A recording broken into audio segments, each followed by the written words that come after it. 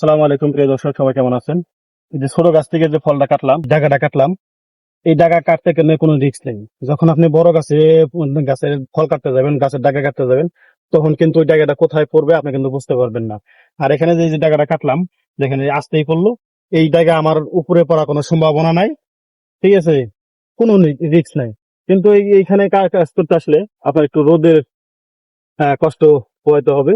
ঠিক আছে, তাছাড়া কোনো কষ্ট নাই। আর ছোট গাছে একটু ঘাস বেশি থাকে, তাছাড়া আর কোনো কষ্ট নেই। ছোট গাছে একদম রিস্ক ছাড়া ফল কাটা যায়। আর এই গাছে কিন্তু আপনি ফলও বেশি কাটতে পারবেন, ফলের রেটও বেশি। কিন্তু আবার অসুবিধা হলো যে আপনি টনে কিন্তু আপনার কম পাবেন। আবার বড় গাছে যদি আপনি 60টা ফলের টন আসে, এই গাছে কিন্তু আপনার মিনিমাম 100 ফল লাগবে।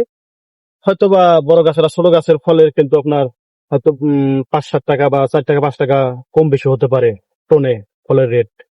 তো আশা করি বুঝতে পারছেন। ভালো থাকবেন সবাই। আসসালামু আলাইকুম।